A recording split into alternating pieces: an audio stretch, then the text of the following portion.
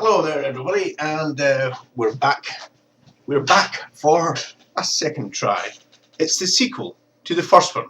Well, it would be if it's the second one. Pardon. Right, as always, at the start of every video, I like to fashion my new jeans. And in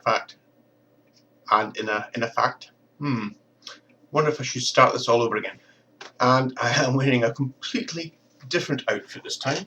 I hope you like it. I want comments, please, on this outfit. So if you could kindly comment, please. In fact, viewing would be nice as well. I think my last video only got 4 views. Well, I think it says 11 views on it, but it should be noted I viewed it about 7 times myself. Why did I view it that often?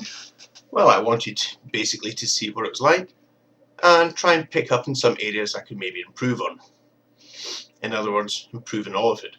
Right, okay, so without any further ado, we shall have a look at my second pair of jeans. Thank you.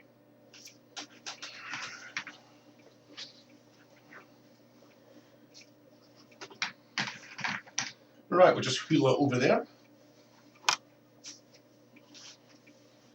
And these are, I'll try and breathe in here.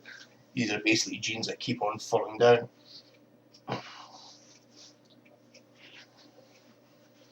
So, do you prefer them to the other ones? I ask.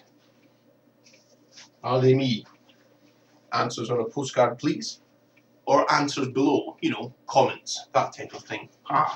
Right, okay, that's enough about all that nonsense. Yes, these are definitely better with a belt. I've actually got one of these belts, you know, that changes colour. It goes from black to brown. We might save that for the next video. Right, okay, now what I want to discuss in this video is basically photography. Quite a fascinating subject, if you just bear with me 1 second.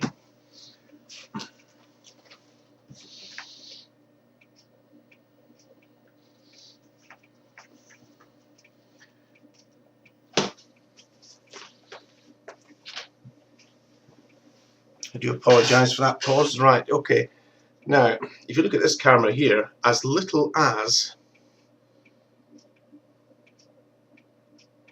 10 years ago, yes, in 2001, it wouldn't have been uncommon to see people walk around with a camera like that. It used to take 24 pictures, and it was very, very basic, to say the least. The film went in there. You just slotted the film in there. You click that like that. I had it flashed right enough, you know, quite modern, a built-in flash. This is a camera from the 1990s, but as I say, people were still using them in the year 2000. For me, the digital revolution took over the way I take photographs in 2003. But after that camera, I moved to a camera back here.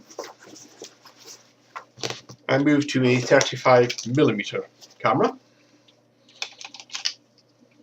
Canon, slightly more professional. It looks quite similar to nice sound, isn't it? Want to hear that again?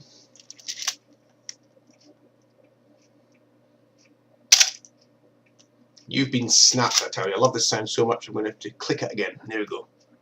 Alright, now you're watching. There we go. I've just taken a photograph off you there. Very nice camera. 35mm. You got to do all this twirling the dial stuff to take photographs with it.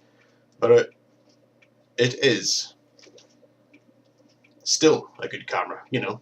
It's a Canon after all. But I wasn't taking photographs. There's a flash with it, by the way. It's quite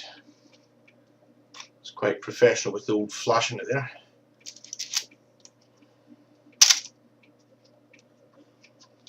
Okay.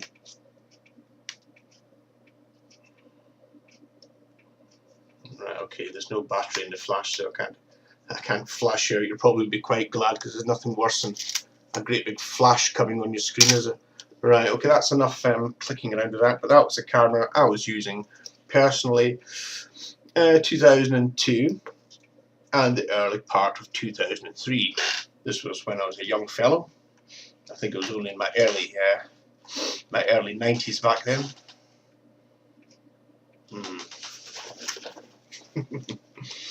Right, a gentleman never, tells his age and all that kind of stuff. Okay, so the digital revolution hit me in the year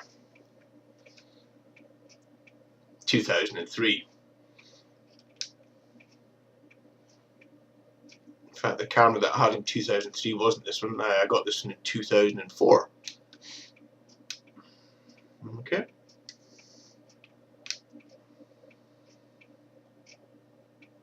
It is a Kodak EasyShare camera. I'll just get it a little bit closer to the screen. As you can probably make out, it was only a paltry 2 million megapixels. Quite a basic camera for its day.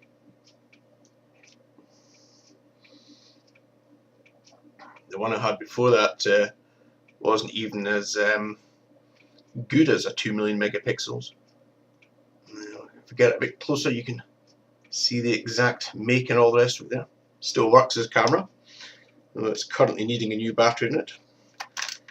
These batteries should really come out, and they should be replaced. I can still take photographs with this. In fact, the photo website that I'm going to be directing you to has got a lot of photographs taken with this camera. In fact, there's photographs taken with all my cameras. All the cameras that I have shown you and will show you are on that site. Obviously, with the film cameras and the 35mm cameras, you had to do the old-fashioned scanning and then upload the picture onto the photo website, which is a bit of a hassle. Now onto the camera that I used just now. This is I've taken, well, I don't know, about 7,000 photographs with this camera. I'm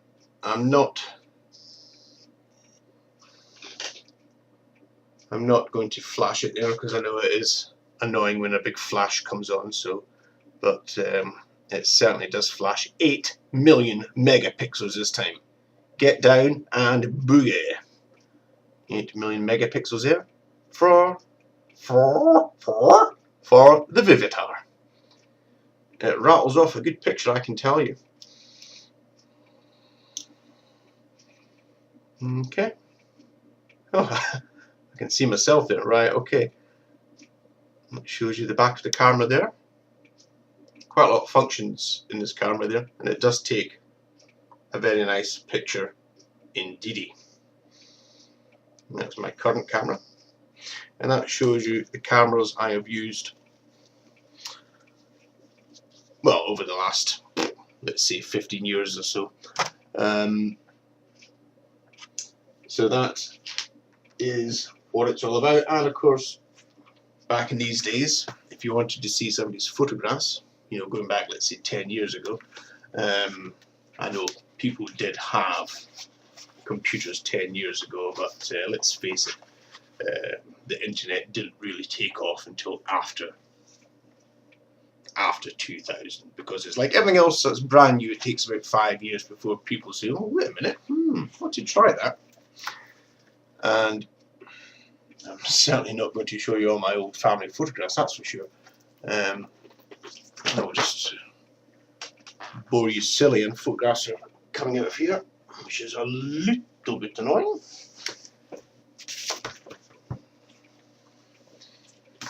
There we go, and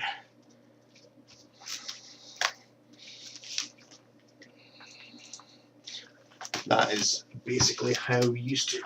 I've got a few albums here. It was the only way, wasn't it, before photo websites? before you could store photographs on, you know, on your PC. This is how you used to enjoy them and how you used to. Oh, that's where that book went. Ooh. Shame there's no money in it. Okay. And these are the photographs that I've taken. Mum there, William, Daniel, family members, and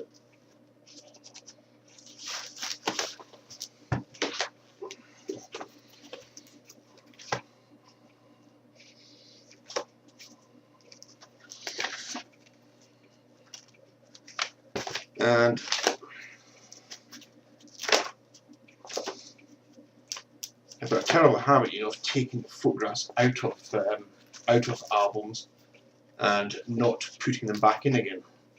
Hence the reason there's big gaps all over the place. But that gives you an idea of what life was like before the digital revolution.